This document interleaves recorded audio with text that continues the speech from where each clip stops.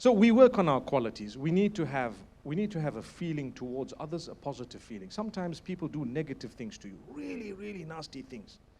And I want to take a moment to address that today. People do nasty things. How should you process that? Number one, protect yourself from that. So you don't need to keep on, being in the company of those who are really causing harm to you. If you can help them and you're a mentor or you're a teacher or you're a person who's trained to help others or you think you can, by all means, keep on interacting and help them to come out of it. That is level one. That is the top of all. If you are and you can. To a degree, now I can. I don't mind interacting with haters. I really don't mind. But there's a point, because we're human beings, it starts affecting us. And it bothers you. And it starts affecting your health.